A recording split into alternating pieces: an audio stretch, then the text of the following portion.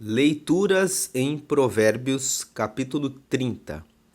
A graça e a paz de Jesus Cristo. Seja muito bem-vindo a este canal que compartilha leituras, estudos, meditações e reflexões com base nos capítulos da Bíblia. Nós estamos gravando esta série com a finalidade de aumentar o nosso relacionamento com Deus e o nosso desenvolvimento pessoal. Aqui no canal já gravamos provérbios por 3 vezes. No mês de janeiro nós gravamos uma série chamada Provérbios, janeiro de 2024, que são um conjunto de 60 vídeos de 30 a 45 minutos em formato de aulas. Você pode acessar essa playlist na seção de playlists aqui do canal. Em fevereiro, nós gravamos uma série chamada 31 lições para a vida em Provérbios, onde nós pegamos um trecho de cada um dos 31 capítulos de Provérbios para tirar uma lição para a vida. Em março, nós gravamos uma série chamada 5 minutos de meditação em Provérbios, onde nós estudamos cada um dos capítulos de Provérbios com todos os temas que cada um deles trata. Embora a série seja chamada 5 minutos de meditação em Provérbios, os vídeos têm em torno de 30 a 45, 50 minutos. Mas são vídeos que apresentam de forma resumida todos os assuntos que cada capítulo trata. E agora, em abril, nós gravamos a série Leituras em Provérbios, com esse propósito de trazer aumento no relacionamento com Deus e o desenvolvimento pessoal. E hoje nós vamos apresentar Provérbios capítulo 30, que nos diz que esse capítulo foi escrito por Agur. O livro de Provérbios tem 31 capítulos. Os 29 primeiros foram escritos pelo rei Salomão. Mas o capítulo 30, ele foi escrito por Agur, e o capítulo 31 foi escrito pelo rei Lemuel. Então, esses dois últimos capítulos foram escritos por outras pessoas. O 30 foi escrito por Agur, que é filho de Jaque de Massá. Então, esse Agur, ele era um sábio, uma pessoa que era procurada para apresentar respostas para problemas difíceis. Ele escreveu o que nós vamos meditar hoje, o que nós vamos ler aqui no capítulo 30 de Provérbios. Disse o homem: fatiguei-me, ó Deus, e estou exausto. Verso 2: porque sou demasiadamente estúpido para ser homem, não tenho inteligência de homem. 3. Não aprendi a sabedoria, nem tenho o conhecimento do santo. 4. Quem subiu ao céu e desceu? Quem encerrou os ventos nos seus punhos? Quem amarrou as águas na sua roupa? Quem estabeleceu todas as extremidades da terra? Qual é o seu nome e qual é o nome de seu filho, se é que o sabes? Nesses primeiros versículos, o Agur reconhece que ele tem limites. Embora ele fosse um homem procurado por muitas pessoas para dar respostas a situações difíceis, quando ele olha para si mesmo e ele se depara com tantos desafios, com tantos problemas na vida para os quais ele não tinha resposta, ele olha e ele não se vê como um sábio. Ele se vê como alguém que é estúpido. Existem pessoas que, quanto mais estudam, quanto mais sabem, mais conseguem perceber que não sabem. E existem aqueles que nada sabem e se julgam muito inteligentes, se julgam muito sábios. O Agur mostra que ele reconhece os limites dele. Ele fala: eu sou demasiadamente estúpido para ser homem. Eu não tenho a inteligência do homem. eu não aprendi a sabedoria, eu não tenho o conhecimento do santo, eu não tenho todo o conhecimento a respeito de Deus. Quando ele fala, nem tenho o conhecimento do santo, ele fala, eu não tenho todo o conhecimento de Deus. De fato, para que nós possamos conhecer a Deus, nós precisamos nos dedicar a buscar a Deus. Lá em Provérbios, no capítulo 8, no versículo 17, está escrito: Eu amo aos que me amam, e os que de madrugada me buscam me encontrarão.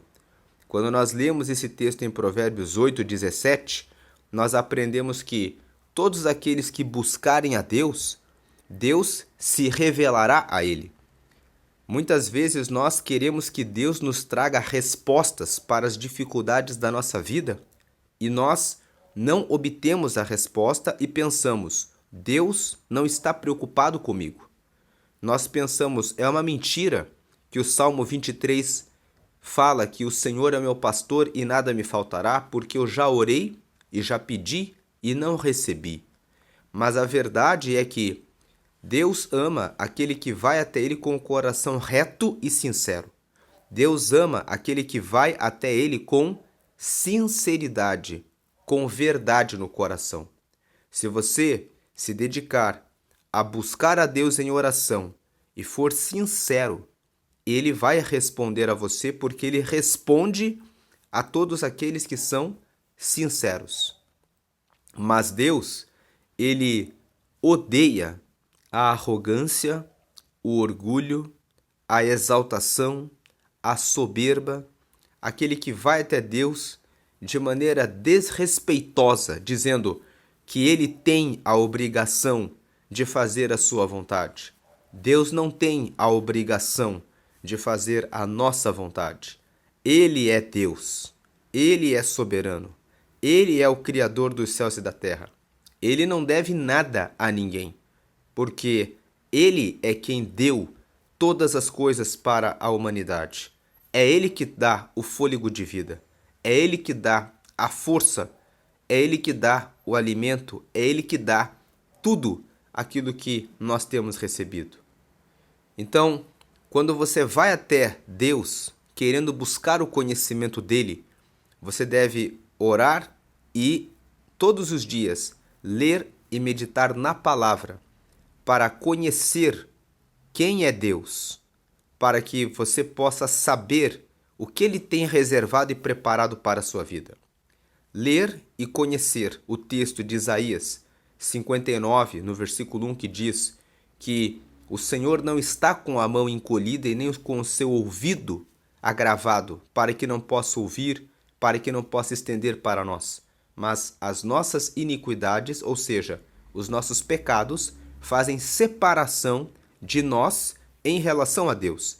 Jesus ensinou no Evangelho de Mateus, no capítulo 7, no versículo 7.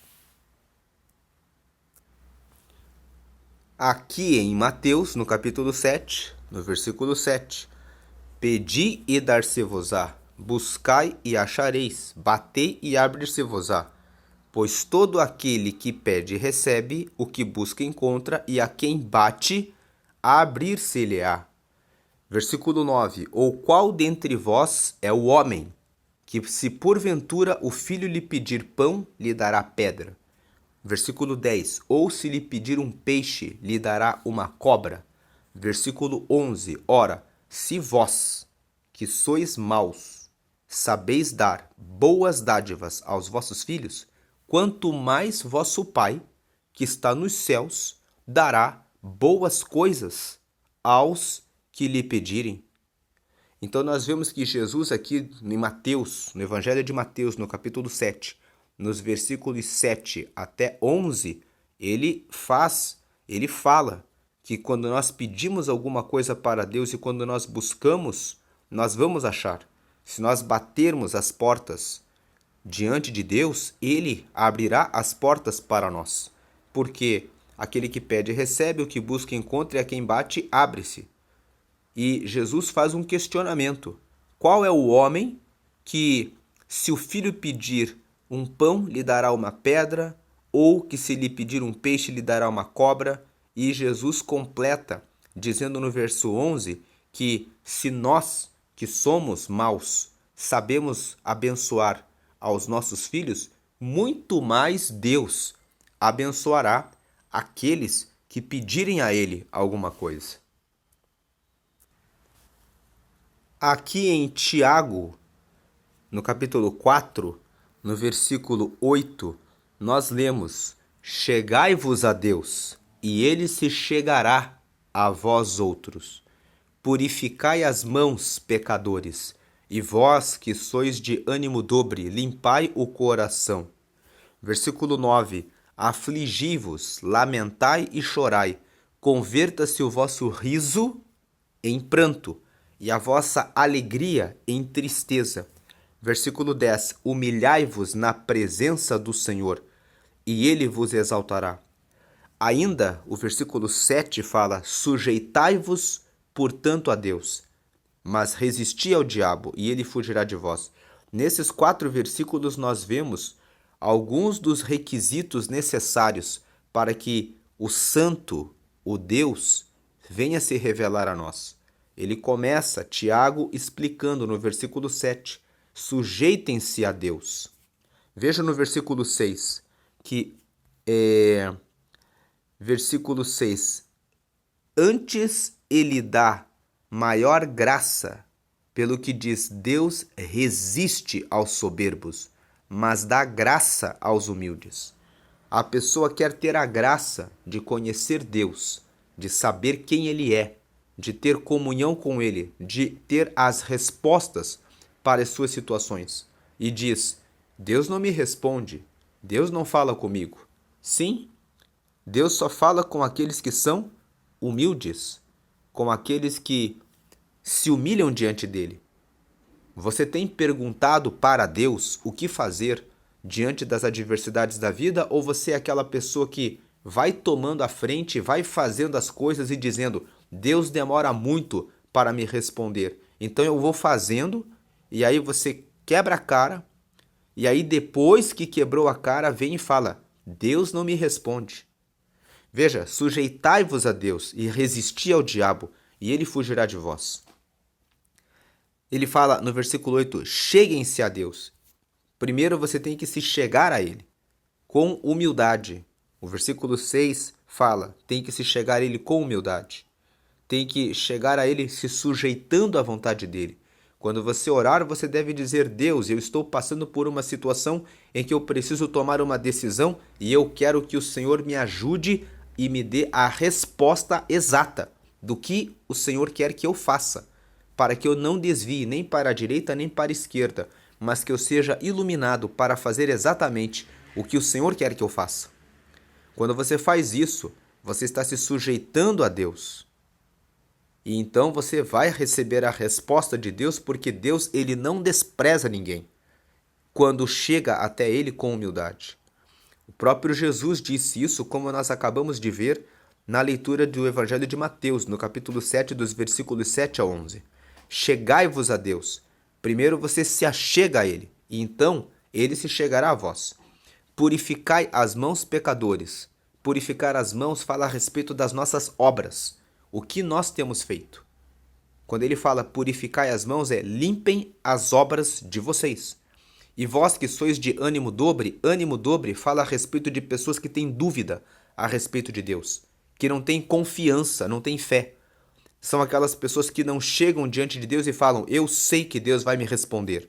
São pessoas que chegam até Deus e falam, será que Ele vai me responder?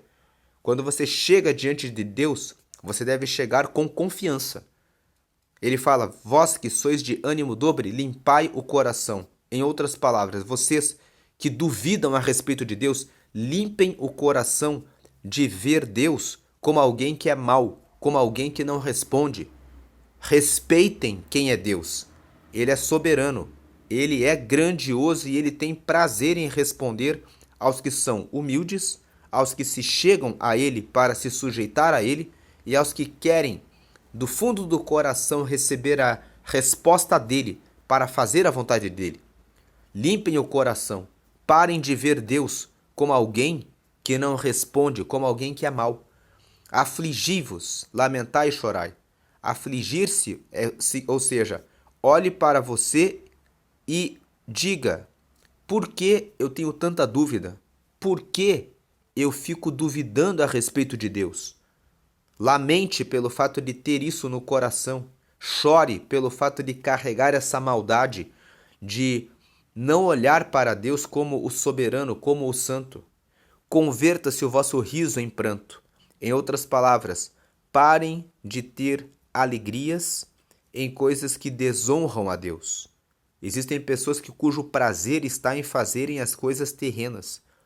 Elas não têm o prazer em estar com Deus. E é por isso que elas não têm a resposta e não conhecem Deus, porque Deus, ele não se revela a quem é soberbo, ele resiste aos soberbos, como disse ali no verso 6. E a vossa alegria converta-se em tristeza, ou seja, mudem a alegria e o prazer de vocês das coisas que estão relacionadas ao mundo e sintam tristeza pelo fato de vocês amarem mais as coisas do mundo do que Deus. Comecem a pensar nisso. E no versículo 10, humilhai-vos na presença do Senhor, e Ele vos exaltará. Quando você se coloca em oração para falar com Deus, seja humilde, reconheça que muitas vezes você tem mais prazer em fazer as coisas terrenas do que em estar na presença dEle. Não há problema em se ter isso, mas seja sincero, diga: Deus, eu peço perdão porque o meu coração tem prazer quando eu assisto aqueles vídeos que eu não deveria ver. O meu coração e o meu corpo têm prazer quando eu estou mentindo, quando eu estou me prostituindo, quando eu estou fazendo coisas erradas, quando eu estou falando mal a respeito das outras pessoas naquela roda de bebida, quando eu estou bebendo com os meus amigos. Eu fico alegre, eu fico feliz quando eu estou reunido com outras pessoas fumando e fazendo coisas que não honram o Senhor. Mas eu peço que o Senhor tire isso do meu coração. Eu quero ter alegria em estar na tua presença. Eu quero ter alegria em ouvir as tuas respostas, em saber o que o Senhor pensa a meu respeito, em descobrir o que o Senhor preparou e reservou para a minha vida. Ore reconhecendo aquilo que você realmente gosta e pedindo que Deus venha limpar a sua vida. E Deus vai limpar. Uma outra coisa que Deus também não gosta, veja o versículo 11. Irmãos, não faleis mal uns dos outros. Aquele que fala mal do irmão ou julga seu irmão fala mal da lei e julga a lei. Ora, se julgas a lei, não és observador da lei, mas juiz. E um só é legislador e juiz, aquele que pode salvar e fazer perecer. Tu, porém, quem és que julgas o próximo? Veja que os versículos 11 e 12 falam de pessoas que gostam de falar mal a respeito do próximo, julgando e se colocando como se fosse Deus. Voltando, portanto, para Provérbios 30, nós vemos que Agur fala: eu não aprendi a sabedoria, nem tenho o conhecimento do santo. Então, muitas vezes, as pessoas querem buscar o conhecimento de Deus. Mas como buscar? Podemos ter esse conhecimento? Jesus nos ensinou que sim. Se pedirmos, se buscarmos, se batermos, nós seremos atendidos, a porta nós acharemos e a porta se abrirá para nós. Mas devemos nos aproximar de Deus, como escreveu Tiago, com humildade, sendo submissos, sujeitos à vontade de Deus, nos achegando a Ele em oração. É necessário começar a despertar todos os dias e fazer as suas orações e colocar todos os seus projetos na mão de Deus. Lá em Provérbios, no capítulo 16, no versículo 18, aqui nós lemos aqui, Provérbios 16, versículo 18, a soberba precede a ruína e a altivez do espírito a queda. E no versículo 3 do mesmo capítulo 16, confia ao Senhor as tuas obras e os teus desígnios serão estabelecidos. Tem uma outra versão que fala, confia ao Senhor as tuas obras e os teus pensamentos serão estabelecidos. Quando você confia os teus projetos na mão de Deus, Ele define os seus pensamentos. Ele ilumina os seus pensamentos para que você consiga tomar as melhores decisões e encontre a Deus. Comece a orar e a chegar a Deus com humildade e reconhecendo Deus como soberano, não tendo dúvida, não duvidando a respeito de Deus. Lá em Tiago, no capítulo 1, no versículo 5, fala que aquele que tem falta de sabedoria, peça para Deus, que a dá, mas peça com fé, em nada duvidando, porque aquele que duvida é como a onda do mar. Não pense tal homem que receberá alguma coisa. Então, peça com fé. Nós vimos ali em Tiago, no capítulo 4, quando ele fala assim: você que tem ânimo dobre, limpe o coração. Ou seja, você que não tem fé, que duvida de Deus, limpe o coração. Vamos ler aqui em Tiago, capítulo 1, versículo 5, só para confirmar o texto. Se, porém, algum de vós necessita de sabedoria, peça a Deus, que a todos dá liberalmente e nada lhes impropera, ou seja, nada lhes nega, e ser-lhe-á concedida. Versículo 6. Peça-a, porém, com fé, em nada duvidando, pois o que duvida é semelhante à onda do mar, impelida e agitada pelo vento. 7. Não suponha esse homem que alcançará do Senhor alguma coisa. 8. Homem de ânimo dobre, inconstante em todos os seus caminhos. Ou seja, quem tem o ânimo dobre, ou seja, tem dúvida a respeito dos pedidos que faz a Deus, que não é constante, não é firme nos seus pedidos, não chega até Deus com confiança, não alcança as respostas de Deus. Aí no versículo 4, aqui voltando a Provérbios 30, ele faz várias perguntas. O Agur fala assim: quem subiu ao céu e desceu? Quem encerrou os ventos nos seus punhos? Quem amarrou as águas na sua roupa? Quem estabeleceu todas as extremidades da terra? Qual é o seu nome? Qual é o nome de seu filho, se é que o sabes? Veja, ele faz perguntas para as quais ele não tinha resposta. Hoje, quando nós lemos a Bíblia, nós sabemos que Paulo relata a experiência que ele teve de ser arrebatado e ver coisas no céu. Em 2 Coríntios, no capítulo 12, ele fala sobre essa experiência. João, quando estava na ilha de Patmos, escreveu o Apocalipse, trazendo as revelações que Deus deu para ele. Mas na época de Agur, ele coloca essa pergunta: quem subiu ao céu e desceu? Nós temos o profeta Elias, que foi arrebatado numa carruagem de fogo, de acordo com o relato dos livros dos reis. Mas alguém conhece a uma pessoa que tenha subido literalmente ao céu, que morreu, foi até o céu e voltou? Não conhecemos essa pessoa. Não tem como eu saber o que existe ali no céu.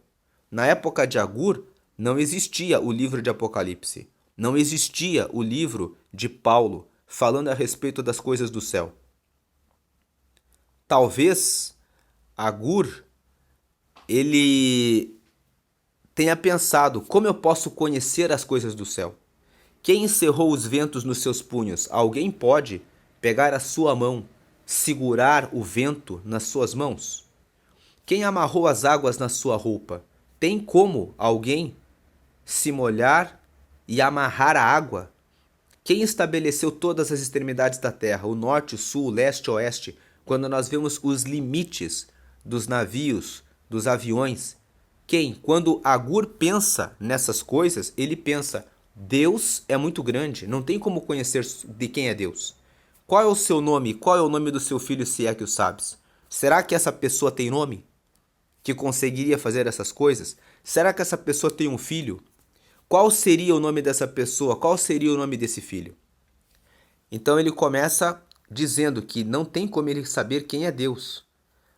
Mas, para o nosso crescimento, o aumento do nosso relacionamento com Deus e o nosso desenvolvimento pessoal, nós lemos os textos de Tiago e o texto do Evangelho de Mateus, mostrando como a palavra nos revela como ter o conhecimento do Santo, como ter o conhecimento de Deus. Vamos também fazer a leitura de Isaías 59.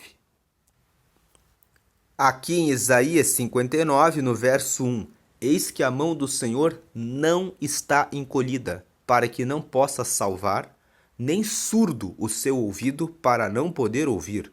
2. Mas as vossas iniquidades fazem separação entre vós e o vosso Deus, e os vossos pecados encobrem o seu rosto de vós, para que vos não ouça.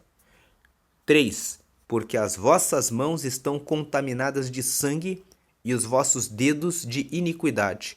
Os vossos lábios falam mentiras e a vossa língua profere maldade.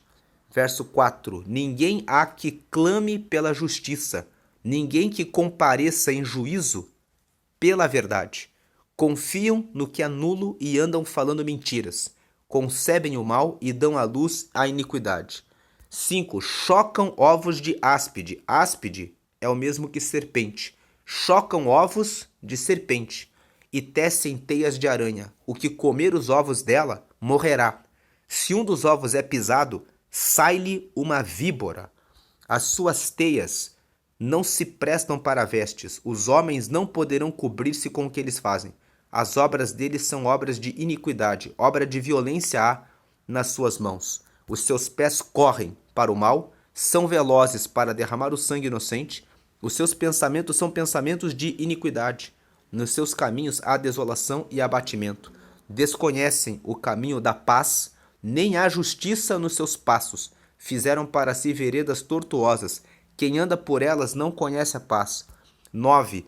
Por isso está longe de nós o juízo, e a justiça não nos alcança. Esperamos pela luz, e eis que há só trevas, pelo resplendor, mas andamos na escuridão. Veja que o profeta Isaías conta como o povo de Judá estava diante de Deus. Ele entrega um recado em que Deus fala para o profeta: diga para o povo que eu não estou com a mão encolhida e nem com o meu ouvido surdo, para que não possa alcançá-los. Mas eles andam no pecado. E veja que ele fala que, no versículo 3, as vossas mãos estão contaminadas de sangue, ou seja, as obras que vocês praticam são obras que carregam o mal. Os vossos dedos de iniquidade, os vossos lábios falam mentiras, ou seja, e a vossa língua profere maldade. Usavam a boca para falarem mal a respeito dos outros, usavam a boca para amaldiçoar, para reclamar, para não agradecer, mas para murmurar a respeito da vida e para falarem mentiras. Então Deus, ele se afasta. Voltando para Provérbios 30, nós vemos que são essas coisas que impedem que a pessoa tenha o conhecimento do santo. Agora o versículo 5 nos fala: toda a palavra de Deus é pura. Ele é escudo para os que nele confiam. Verso 6: nada acrescentes às suas palavras, para que não te repreenda e sejas achado mentiroso. Veja que os versículos 5 e 6 nos falam que a palavra de Deus é pura. Quando você lê a Bíblia, quando você lê a palavra, tenha certeza que aquilo que você lê na Bíblia está trazendo uma revelação a respeito de Deus para nós. Então, é fundamental ler a Bíblia, porque é pela leitura da Bíblia que você conhece a palavra de Deus. A Bíblia, quando lida apenas como um livro de história, ela apenas nos traz histórias, mas quando você lê a Bíblia, orando e pedindo que o Espírito Santo ilumine a sua leitura para que você consiga ter os seus olhos espirituais abertos e os seus ouvidos abertos para receber a revelação de Deus, então a Bíblia deixa de ser apenas um livro de história e passa a ser a palavra de Deus. Toda a palavra de Deus é pura, ou seja, quando você lê a Bíblia, inspirado, com a inspiração do Espírito Santo, com a visão de Deus, você consegue extrair para você o que Deus quer de você. Essa palavra que você recebe de Deus, ela é pura.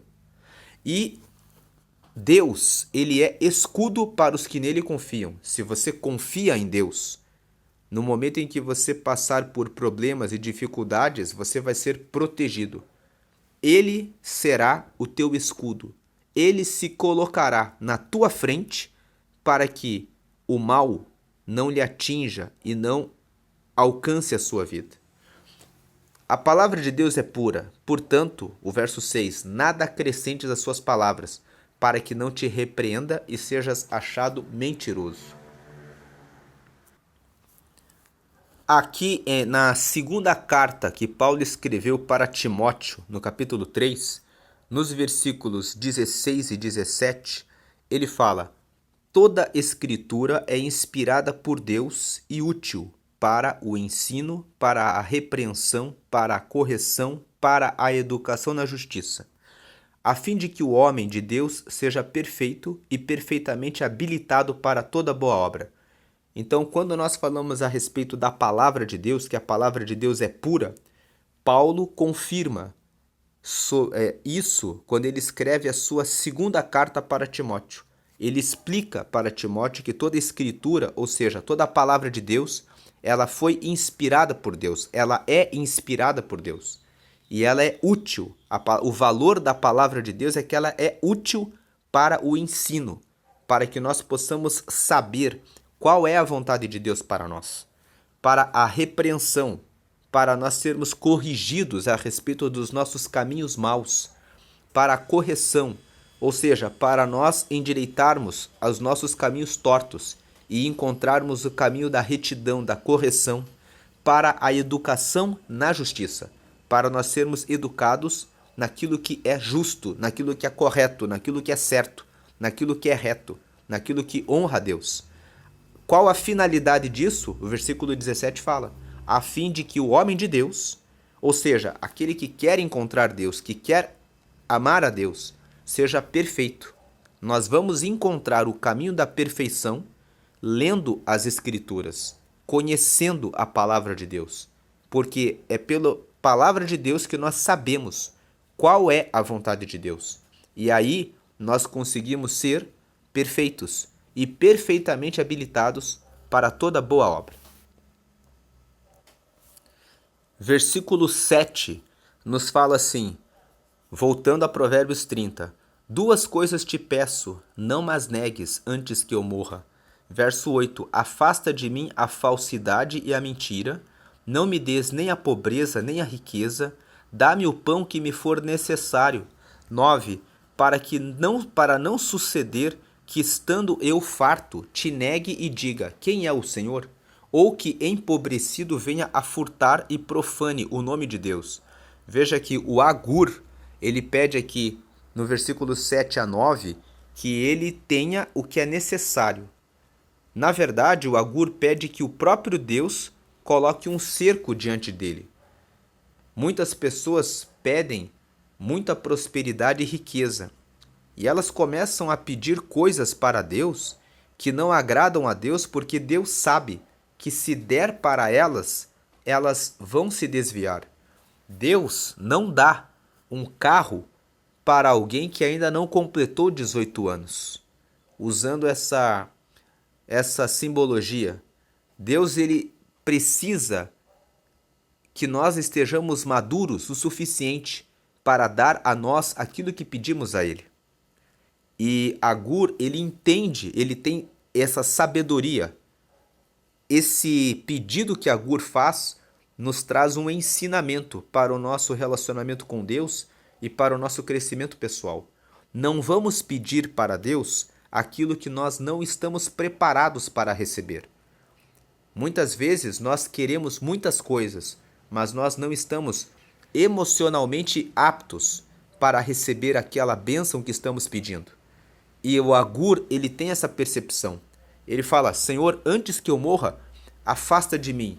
Duas coisas eu peço. A primeira coisa que ele pede: afasta de mim a falsidade e a mentira. Por que ele pede isso? Porque ele sabe que aqueles que são falsos, que são mentirosos, não conseguem permanecer na presença de Deus.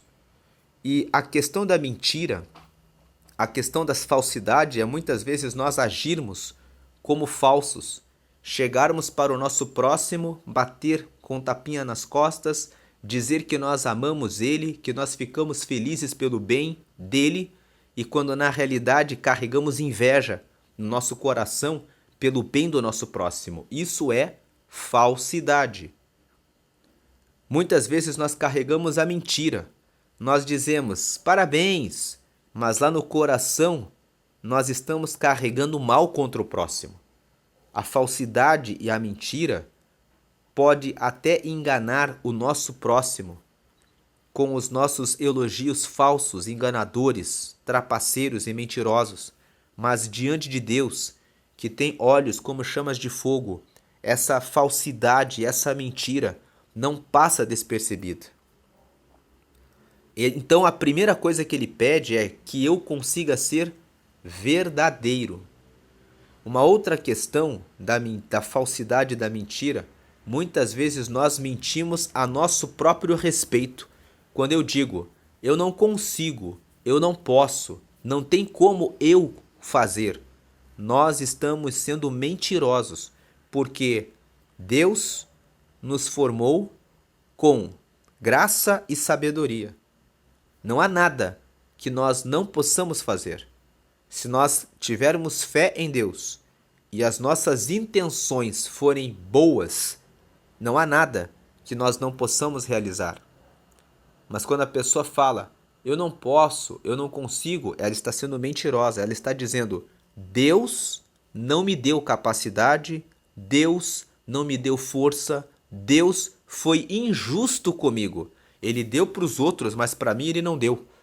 Quando na realidade é você que precisa se esforçar, é você que precisa acordar mais cedo, é você que precisa orar mais, ler mais a palavra, comer de forma correta e adequada, praticar atividade física. É uma mentira que você nasceu para ser fraco. É uma mentira que você não consegue. É uma mentira que Deus não ouve você, que Deus não te responde. Então, afasta de mim a falsidade e a mentira.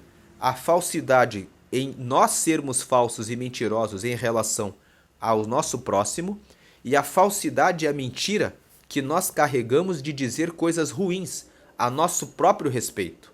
Porque Deus fala sobre nós o melhor, que Ele nos fez a imagem e a semelhança dEle. E se Ele tem força e graça, nós também fomos revestidos de força e graça, porque nós somos feitura dEle, somos imagem e semelhança dEle. Então, o Agur, ele tem essa percepção e ele pede duas coisas. A primeira, afasta de mim a falsidade e a mentira. Essa falsidade e essa mentira. E a segunda coisa que ele pede, não me des nem a pobreza e nem a riqueza, mas dá-me o pão que me for necessário. Verso 9, para não suceder que estando eu farto te negue e diga, quem é o Senhor? Ele tem a percepção de que se ele tivesse riqueza, ele poderia ficar tão arrogante e soberbo a ponto de dizer, eu tenho tudo e eu não preciso de Deus. E ele tem a percepção também, ou que empobrecido venha furtar e profane o nome de Deus. Ou seja, se eu ficar tão pobre, eu vou furtar e vou marcar o nome de Deus com vergonha, porque vão olhar para mim e dizer aonde que Deus está na vida dele, que ele é tão pobre que ele tem que furtar para poder comer. Então ele envergonharia o nome de Deus. Versículo 10. Não calunies o servo diante de seu senhor para que aquele te não amaldiçoe e fiques culpado. O versículo 10 fala para não caluniar a ninguém. Caluniar é você dizer que uma pessoa fez uma coisa errada que você sabe que a pessoa não fez. Então, não calunies o servo diante de seu senhor. Não chegue no líder, no chefe, no patrão de alguém para falar uma mentira que você sabe que a pessoa não fez para prejudicar aquela pessoa. Porque se você faz isso, você vai ser amaldiçoado e você vai ser culpado. E nós sabemos que, pela lei da semeadura, tudo aquilo que nós plantamos, nós colhemos. Então, se você plantar a calúnia, em algum momento da sua vida, alguém vai identificar em você algo errado que você não fez. E você vai receber essa consequência. Sobre esse tema, vamos meditar aqui no Salmos 15. Quem, Senhor, habitará no teu tabernáculo? Quem há de morar no teu santo monte? O que vive com integridade e pratica a justiça, e de coração fala a verdade. O que não difama com a sua língua. Difamar é destruir a fama da outra pessoa. O que não difama com a sua língua. Não faz mal ao próximo, nem lança injúria contra o seu vizinho. Injúria é quando você ofende a honra da pessoa. Você fala que a pessoa, por exemplo, é uma pessoa que não tem inteligência. Você está destruindo a honra da pessoa, dizendo que ela não tem inteligência. Ou você machuca a honra da própria pessoa. A injúria é algo que ataca a autoestima do próximo. Então, veja que o Salmo 15 está falando quem pode morar com o Senhor, quem pode morar no tabernáculo de Deus, quem pode morar com Deus, quem pode ter relacionamento, se aproximar de Deus, quem? Aquele que não difama, o que vive com integridade, pratica justiça, de coração fala a verdade, não difama com sua língua, não faz mal ao próximo, nem lança injúria contra o seu vizinho. O que a seus olhos tem por desprezível ao réprobo, mas honra aos que temem ao Senhor, o que jura com dano próprio e não se retrata, ou seja, aquele que fala uma palavra e cumpre o que fala, ainda que isso lhe gere depois um prejuízo. Versículo 5. O que não empresta o seu dinheiro com usura, nem aceita suborno contra o inocente. Quem deste modo procede não será jamais abalado. Voltando, portanto, para Provérbios 30, o que nós vemos aqui nos versículos 7 a 9, quando nós lemos ali os Salmos 15, é que Deus realmente abomina aquele que calunia o próximo. Nós estávamos lendo o versículo 10, né? E o versículo 10 fala: não calunies o servo diante de seu senhor, para que aquele te não amaldiçoe e fiques culpado. Nós vimos no Salmos 15, não devemos nem caluniar, nem difamar, derrubar a fama. Caluniar é você falar que a pessoa fez algo errado, que você sabe que ela não fez. Difamar é você arruinar a fama da pessoa. Injuriar é você falar uma palavra que destrói a autoestima da pessoa, que desonra a pessoa. E nós vimos aqui que calúnia, difamação e injúria, e pessoas que não falam a verdade, são pessoas que não podem morar com Deus. E tudo isso impede que você tenha relacionamento e amizade com Deus. Não faça nenhuma dessas coisas para que você seja amigo de Deus. Agora, nos versículos 11 a 14 de Provérbios 30, Agur traz uma revelação, uma informação para nós, que existe uma geração de pessoas que praticam o mal. Enquanto nós estivermos aqui na terra, não devemos ficar espantados em ver que existe a maldade. A maldade existe na terra, ela sempre vai existir, e existem pessoas que fazem coisas ruins. E o versículo 11 a 14 nos fala sobre isso. Veja: há daqueles que amaldiçoam a seu pai e que não bendizem a sua mãe. 12. Há daqueles que são puros aos próprios olhos e que jamais foram lavados da sua imundícia. 13. Há daqueles, quão altivos são os seus olhos e levantadas as suas pálpebras. Versículo 14. Há daqueles cujos dentes são espadas e cujos queixais são facas, para consumirem na terra os aflitos e os necessitados entre os homens. Então o versículo 11, 12, 13 e 14 nos falam que tem pessoas que amaldiçoam o pai, que amaldiçoam a mãe. Tem pessoas que dizem, nós somos os corretos, os justos, os melhores. Nós estamos sempre com a razão. São aqueles que se acham puros aos próprios olhos e que estão cheios de imundícia e nunca foram lavados das coisas erradas que fazem. Lá no Salmo 12, fala que existem pessoas que dizem assim, a boca é nossa, nós falamos o que nós queremos. São pessoas que são assim, como diz o versículo 12. O 13, há daqueles quão altivos são os seus olhos e levantadas as suas pálpebras. Ou seja, existem aqueles que são arrogantes, orgulhosos, soberbos, que não aceitam correção de ninguém. E o versículo 14, há daqueles cujos dentes são espadas, ou seja, que usam a boca como uma espada, a boca para caluniar, para difamar, para injuriar. São pessoas que usam a boca cujos queixais são facas, ou seja, eles usam a palavra para matar o próximo, para consumirem na terra os aflitos e os necessitados entre os homens. Existem aquelas pessoas que estão sofrendo, que estão aflitas, que estão em depressão, que estão com ansiedade, que estão com baixa autoestima, que estão sem confiança. E existem pessoas que não se importam com isso, elas vão e abatem. A pessoa já está mal e elas vão e dizem, realmente você não presta. E muitas pessoas até chegam a cometer suicídio porque receberam uma palavra dessas pessoas que disseram, se mata logo porque você não tem valor nenhum. Tem pessoas que são assim. E você precisa, conhecendo isso, sabendo que o mundo é assim, você precisa saber que você precisa ser forte. Você não pode dar ouvidos para tudo que dizem a você.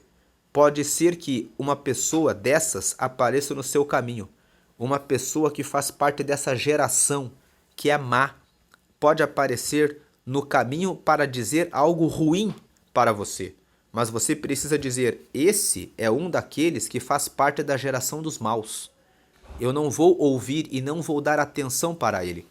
Aqui é bom lembrar do versículo 5. Toda a palavra de Deus é pura. Ele é escudo para os que nele confiam. Então acredite na palavra de Deus. A palavra de Deus fala a teu respeito que você é filho dele, que você é amado dele, que se você for humilde e buscar a ele, ele vai falar com você. Se você for a ele com verdade e realmente buscá-lo, ele vai falar com você. Você vai ter a resposta de Deus. Não acredite na palavra dessas pessoas que usam a língua como espada, como faca. Seja uma pessoa que se levanta. Não fique aí aflito, não fique aí como alguém que está como um mendigo necessitado. Saiba que o Senhor responde, o Senhor é o teu pastor e ele vai dar a resposta a você. O Salmo 23 é verdadeiro, ele não é uma mentira. Ele realmente fala a respeito de quem é Deus. Veja o Salmo 23 como palavra de Deus. Versículo 15. A sanguessuga tem 2 filhas, a saber, dá. Há 3 coisas que nunca se fartam, sim, 4 que não dizem basta. Verso 16. Elas são a sepultura, a madre estéril, a terra que se não farta de água e o fogo que nunca diz basta. Então esses versículos 15 e 16 nos falam que existem pessoas que são como a sanguessuga. A sanguessuga, ela tem apenas 2 filhas, dá e dá. Quando você encontra uma pessoa que é semelhante a uma sanguessuga, ela nunca vai trabalhar, ela nunca vai dar resultado, ela nunca vai te dar um retorno. Ela vai chegar até você apenas para pedir. E se você não der um basta e disser para essa pessoa, chega, ela vai continuar sugando você. Tem muitos filhos que são como sanguessugas. São filhos que querem sugar a riqueza dos seus pais, querem que os seus pais trabalhem em 2, 3 empregos para dar a eles o que eles querem e eles não querem se mexer para fazer a sua parte. Você como pai, você como mãe, tem que trazer a disciplina, trazer a correção, dizer: é hora de você procurar um trabalho, é hora de você realizar os seus estudos. O trabalho não mata ninguém. Muito pelo contrário. Pesquisas revelam que muitas pessoas que se envolveram com drogas eram pessoas que olhavam para si mesmas como inválidas. Elas estavam com tédio, porque estavam sem saber o que fazer para ter uma alegria, e foram convidadas a usar drogas e começaram a usar drogas dessa forma. Você não escuta notícias de pessoas que estavam comprometidas em trabalhar e em estudar que se envolveram com drogas, porque o trabalho ele vai trazendo o senso de responsabilidade, vai trazendo o comprometimento, vai trazendo a percepção de que quando nós fazemos algo com excelência, nós podemos aperfeiçoar os métodos e podemos crescer e melhorar. Então, não seja daqueles que deixa que as sanguessugas venham ao seu caminho. Elas nunca vão se fartar. Elas vão sempre pedir e pedir, e se você não pôr um basta, você vai acabar sobrecarregado e vai acabar depois sendo até mesmo agredido.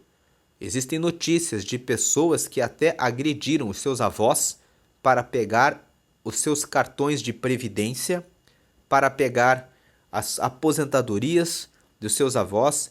Existem filhos que hoje fazem perguntas nas redes sociais para os advogados, que respondem perguntas no Instagram sobre: o meu pai está vendendo tudo que ele tem. Como que eu faço para garantir a minha herança? Não existe herança de pessoa viva. Os pais têm o direito de gastar o que eles ganham com o que eles querem, porque são eles que trabalham. Mas existem filhos que já querem impedir os pais de poderem dispor dos seus próprios bens que eles conseguiram pelo seu esforço, porque acham que têm o direito e a prerrogativa de mandarem no dinheiro dos seus pais. Veja que nós estamos vivendo uma geração que desonra os pais, como nós lemos no versículo 11. Há daqueles que amaldiçoam a seu pai e que não bendizem a sua mãe. Essa geração carrega essas pessoas. Há 3 coisas que nunca se fartam, sim, 4 que não dizem basta. Ele fala: a sepultura. Todos os dias a sepultura está preparada para receber pessoas. Esse versículo nos ensina que se você for tolo, se você se envolver com crime, se você se envolver com mulher casada, com homem casado, você corre o risco de partir para a sepultura.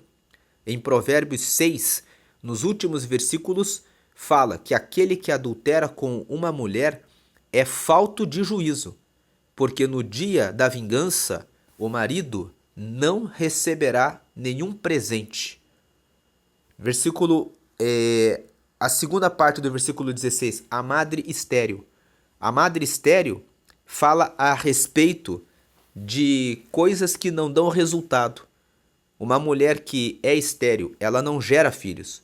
Por mais que se lancem sementes, ali não vai trazer resultado.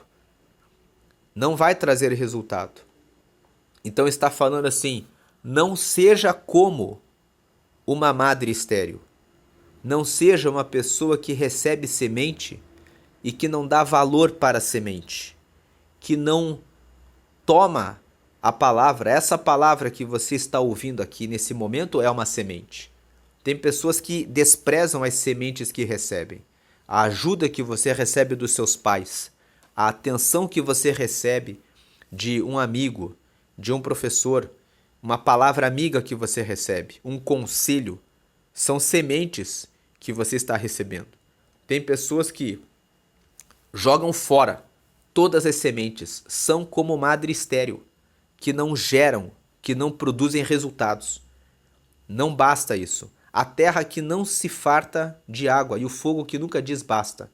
Aqui a água, nós vemos que quando existe uma enchente, quando existe uma inundação, a água, e quando existe um incêndio, a água e o fogo elas vão passando e vão destruindo tudo que está na frente. Aqui, a respeito da água, a respeito do fogo, nós podemos fazer uma comparação com aquelas pessoas que deixam queimar no seu coração a ira, a falta de perdão, a mágoa, o ódio, o rancor, a raiva. Se você não controla o fogo que queima em você, podemos lembrar do fogo também como o desejo da prática do adultério. Se você não controla o fogo, esses tipos de fogo que queimam em você num determinado momento para praticar o erro, para cair no caminho errado, e você não puser um basta, você vai ser carregado e você vai ser destruído por isso. Então, os versículos 15 e 16 nos chamam a atenção. Preste atenção que a sepultura está aberta para todo mundo que está vivo. Cuidado com o que você faz. Preste atenção nos seus comportamentos. Cuidado para não jogar fora todas as sementes que você recebe, sendo como uma madre estéril. Cuidado para que você seja uma terra que recebe água, recebe água, recebe água e sempre está pedindo para os outros e nunca produz resultado, nunca produz a sua plantação. Comece a produzir resultado na sua vida. Tenha controle sobre o fogo da raiva, da ira, da mágoa, do ódio, do rancor, o fogo que queima para o adultério, para a mentira, para fazer a coisa errada. Tenha domínio sobre isso, porque essas coisas sempre, elas nunca dizem basta, elas sempre estão à nossa volta. O que o versículo 16 nos fala, sempre nós estamos recebendo propostas do mundo, de pessoas, para continuarmos na mesmice, para fazermos as coisas erradas. Fuja das coisas erradas e fuja da preguiça, da mesmice, para que você produza alguma coisa na sua vida que traga resultados positivos, favoráveis, para que você faça diferença na terra. 17. Os olhos de quem zomba do pai ou de quem despreza a obediência à sua mãe, corvos no ribeiro os arrancarão, e pelos pintãos da águia serão comidos. Esse versículo 17 nos diz o seguinte: quando você presta atenção naquilo que o seu pai fala, naquilo que a sua mãe ensina, e você obedece, você é bem-sucedido. Quando talvez você não foi criado pelo seu pai nem pela sua mãe, mas quando você presta atenção nos conselhos que você recebe dos seus mestres, dos seus pastores, das pessoas que educaram você, quando essas pessoas educam você para o caminho correto e você escuta, você encontra o caminho da felicidade. Mas aquele que ignora tudo que aprendeu, quando ele sai no caminho, sai pelo mundo, existem pessoas que são como corvos no ribeiro. Existem pessoas que são como águias. As águias são aves velozes para abater as suas presas. Existem pessoas no mundo que são como corvos e que são como os filhotes das águias. São pessoas que estão prontas para dar mau conselho e pessoas que estão preparadas para pegar os inocentes, os desavisados e carregá-los para o caminho da morte, para o caminho da sepultura. Então, o versículo 17 fala que se você não usar os seus olhos para prestar atenção nos conselhos dos seus pais, existem pessoas que estão prontas para pegar os seus olhos e carregar os seus olhos para olhar para o caminho errado, para indicar o caminho da perdição, para que você perca a sua visão a respeito da vida. Os olhos falam a respeito da visão de mundo, falam a respeito da visão da terra, a visão da vida. Os corvos vão arrancar a sua visão para colocar a visão deles, as lentes deles, que são lentes que carregam para o mal. E você vai perder os seus olhos. Pelos pintãos da águia serão comidos. Os seus olhos bons serão comidos pelos pintãos da águia, ou seja, os filhotes da águia, as pessoas que aprendem a fazer as coisas erradas, vão comer a sua visão da vida, por você não ouvir o conselho dos seus pais e dos seus mestres, e vão levar você para o caminho do erro, para o caminho do mal. Versículo 18 e 19 fala assim: há 3 coisas que são maravilhosas demais para mim. Sim, há 4 que não entendo. 19. O caminho da águia no céu, o caminho da cobra na penha, o caminho do navio no meio do mar e o caminho do homem com uma donzela. O versículo 18 e 19 nos falam que existem mistérios da vida que nos causam a sensação de maravilha. Quando nós olhamos para uma águia voando no céu, nós contemplamos um espetáculo. Vemos aquele voo daquela ave que está voando tão alto que vai caminhando no seu voo de um lado para o outro, e nós não conseguimos entender como a águia consegue voar tão alto, como ela pode ter a capacidade que tem, a velocidade que tem. O caminho da cobra na penha. Como que uma cobra segue o seu caminho rastejando, vivendo? As pessoas pensam que as cobras elas rastejam muito vagarosamente, mas quando você assiste um desses programas que falam a respeito dos animais da natureza, nós vemos que elas são muito velozes, mesmo rastejando na terra. Como que elas conseguem encontrar tanta velocidade no seu percurso? O caminho do navio no meio do mar, nós olhamos para o mar é tão imenso, e o navio, quando por maior que ele seja, perto do mar, ele é muito pequeno. E como ele consegue cruzar tantas distâncias, ir para lugares tão distantes, sendo tão pequeno diante da imensidão do mar? E como que nós podemos entender o que faz um homem viver com uma mulher? Quando nós conhecemos casais, existem muitos programas que trazem que falam sobre relacionamentos, que falam como que você conheceu a sua esposa, como que você conheceu o seu marido. O que faz um homem ficar realmente dedicado a cuidar de uma mulher? Aqui nós estamos falando a respeito dos relacionamentos verdadeiros que são realmente sinceros. Nós estamos vivendo um tempo em que muitas pessoas estão se envolvendo nos relacionamentos por causa do dinheiro, por causa da vantagem que podem receber se envolvendo com o homem. Existem muitas mulheres que nos dias atuais são como prostitutas, porque elas não são aquelas prostitutas que ficam nas esquinas dizendo: nós estamos oferecendo o nosso corpo em troca de dinheiro, mas elas estão exigindo que os homens tenham determinadas riquezas para dar a elas, para que elas possam se manter num relacionamento, e elas ficam dentro daquele relacionamento até que apareça um outro homem que tenha mais riqueza, para que elas possam se divorciar e partir para outro relacionamento. São pessoas que veem o casamento como uma oportunidade de obter riqueza, não com um comprometimento de que vão ligar a sua alma e a sua vida para viverem com aquele homem, para formar uma família, para terem os seus filhos, para viverem no caminho de Deus.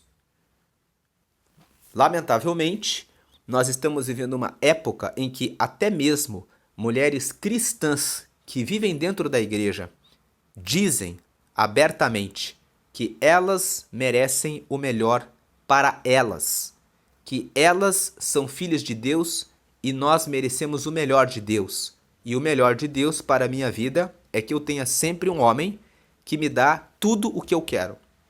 Já existem pessoas que falam isso, inclusive de maneira aberta e declarada. Até mesmo dentro da igreja é necessário estudar e verificar quais são os verdadeiros pensamentos que homens e mulheres têm a respeito do que significa o casamento. Mas o versículo 19, ele está falando do casamento genuíno, daquele em que um homem realmente olha para uma mulher e decide: que a terá como sua esposa e em que a mulher olha para esse homem e diz: ele é o meu marido.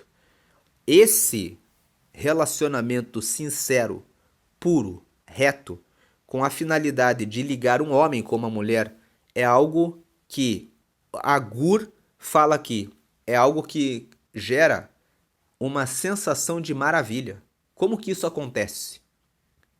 Quando não é por interesse patrimonial, quando não é por um cálculo que a pessoa faz para estabelecer o relacionamento, como isso é possível? Como isso é possível? Como existe o amor de um homem por uma mulher e se estabelece o relacionamento conjugal?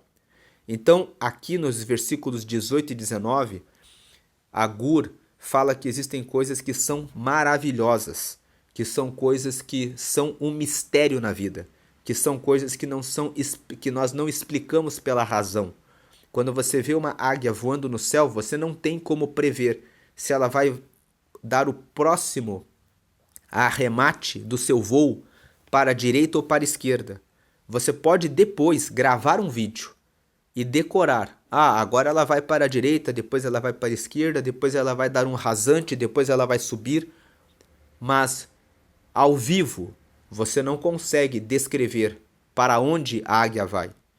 Você não consegue descrever o caminho que a cobra percorre na penha.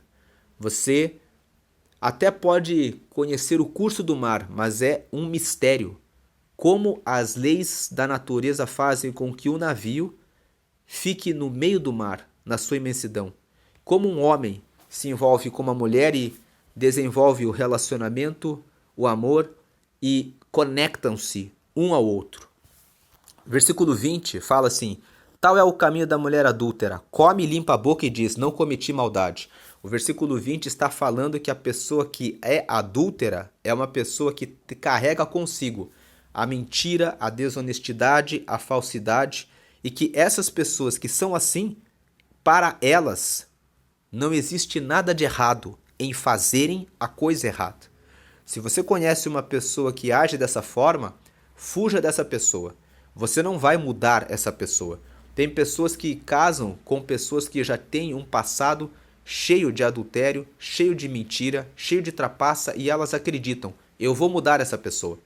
Você não muda essa pessoa. Uma pessoa só muda quando ela tem um impacto muito forte que Deus faz a pessoa passar para que a pessoa se arrependa e sofra, tenha um sofrimento muito grande, que faz a pessoa chorar muito e a pessoa fala: eu não vou fazer isso nunca mais. Se a pessoa não passa por um processo desse na vida, ela sempre vai considerar que é normal fazer aquilo. Ela vai limpar a boca e vai dizer: eu faço isso e está tudo certo. Então fuja. Quando você vê que uma pessoa tem inclinação com coisas erradas, fuja dessa pessoa. Versículo 21, 22 e 23 nos falam: sobre 3 coisas estremece a terra, sim, sobre 4 não pode subsistir. 22, sobre o servo quando se torna rei, sobre o insensato quando anda farto de pão. 23, sobre a mulher desdenhada quando se casa, sobre a serva quando se torna herdeira da sua senhora. Esses versículos 21, 22 e 23 estão falando que existem coisas que causam espanto na terra.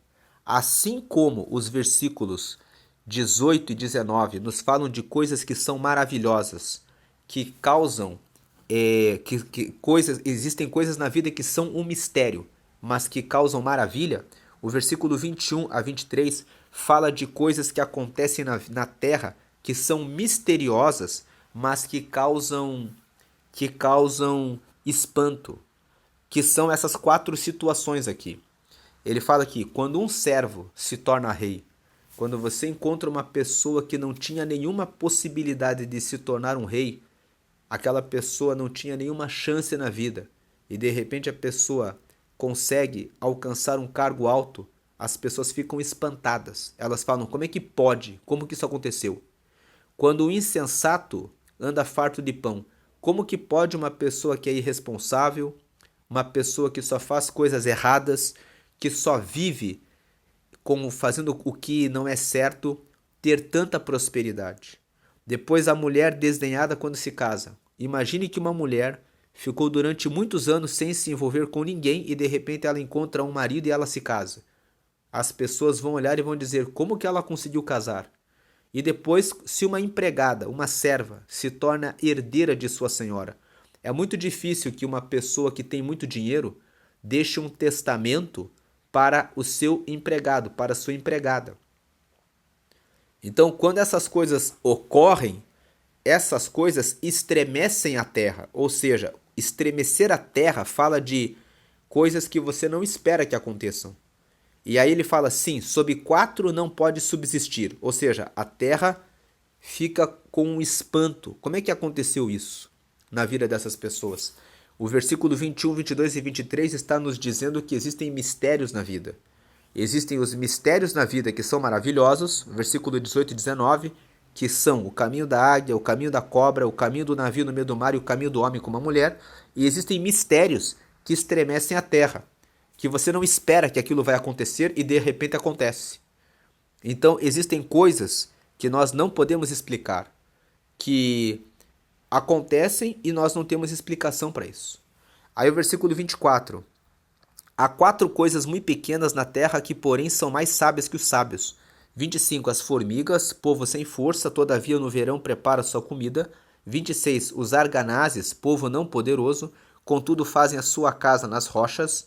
27. Os gafanhotos não têm rei, contudo marcham todos em bandos. 28. O geco, que se apanha com as mãos, contudo está nos palácios dos reis. Esses versículos 24, 25, 26, 27 e 28 nos falam sobre a contemplação. Preste atenção na natureza para aprender lições com a natureza. E esses versículos nos dizem: quando você olha para a natureza, você vê que as formigas são pequenas, mas elas trabalham de maneira constante e elas têm fartura. Aprenda que, por mais que você se julgue pequeno, se você trabalhar e for dedicado naquilo que você faz, você pode prosperar. 26, quando ele fala dos arganazes, tem uma outra versão que fala sobre os coelhos. É os coelhos, um povo que não é poderoso e contudo fazem a sua casa nas rochas. Os coelhos fazem as suas casas nas rochas. Se você estabelecer princípios e valores que são firmes, você vai prosperar. O fato de você não ter tanta força não significa que você está fadado ao fracasso. Se você for inteligente e construir tudo o que você tem construído, guardando o seu dinheiro, sendo diligente no seu casamento, fortalecendo valores e relacionamento com Deus, você vai estabelecer estrutura forte na sua casa. Se você educar e treinar os seus filhos e nos princípios da palavra, a sua casa vai ser forte. Versículo 27, os gafanhotos não têm rei, contudo marcham todos em bandos. Fala sobre a importância de você ter amizades, de você ter contatos com pessoas que podem ajudá-lo. O contato com pessoas, não caminhar sozinho, mas caminhar sempre com pessoas, permite que você alcance resultados que você não alcançaria. Quando você anda com várias pessoas, existem pessoas que podem te dar conselho, que podem estender a mão, que podem te ajudar naquilo que você não sabe. O geco que se apanha com as mãos, contudo está nos palácios dos reis. Tem uma outra versão que fala sobre a aranha. O versículo 28 fala assim: a aranha que está nos palácios dos reis, que você pode apanhar com as mãos, mas que está no palácio dos reis. Então, a aranha, ela é um ser tão frágil, mas quando ela está no palácio dos reis, ela está ali aprendendo coisas que podem trazer resultados para ela. O que o versículo 28 está dizendo é o seguinte: você pode ser como uma aranha, você pode ser frágil, você pode ser apanhado facilmente com as mãos, mas preste atenção aonde você se instala, aonde você fica. Existem aranhas que ficam nos lugares sujos, nos lugares piores da terra, mas a aranha que fica nos palácios, ela está num ambiente de riqueza, ela está num ambiente onde tudo é bonito, onde tudo é extremamente rico, e ela está ali. O que o versículo 28 está ensinando é que você pode ser mais sábio do que os sábios quando você se coloca perto de pessoas que reinam, perto de pessoas que governam. Escolha as pessoas com quem você vai andar. Preste atenção nos ambientes em que você vai se colocar. Se coloque estrategicamente nos lugares onde existem pessoas que são como os reis. Os reis são pessoas que têm riqueza, são pessoas que têm várias pessoas inteligentes para dar conselhos para eles, são pessoas que usam as melhores roupas, são as pessoas que têm os melhores carros, as melhores estruturas, porque eles governam. Se você é fraco como uma aranha e não tem força, escolha estar perto de pessoas que são como reis, pessoas que são fortes, pessoas que podem te dar conselho, pessoas que dispõem de recursos para que possam te ajudar, porque estando nesses ambientes, você, ainda que seja fraco, com certeza vai ter muitas coisas para aprender, vai contar com a ajuda de muitas pessoas e vai poder prosperar nos seus projetos, porque você vai estar no lugar certo. Por isso que o versículo 24 fala para você prestar atenção na natureza, que existem 4 coisas muito pequenas na terra, porém são mais sábias que os sábios. Por que são mais sábias que os sábios? A formiga é fraca, ela poderia reclamar da vida e dizer: mas eu sou tão pequena, eu não consigo nada. Mas ao invés dela reclamar, elas se reúnem, formam um formigueiro e todas elas estão o tempo todo recolhendo no verão. E quando chega o inverno, elas estão ali com o seu formigueiro cheio de alimento e elas não passam nenhuma dificuldade, porque ao invés de reclamar, elas arregaçam as mangas e vão à luta todos os dias, aproveitando o melhor tempo, que é o tempo do verão. O que o versículo 25 está dizendo é: não existem desculpas de dizer eu sou fraco, eu sou pequeno, eu não consigo, eu não posso. Faça a sua parte. Versículo 26, construa sua casa sobre a rocha, valores e princípios corretos.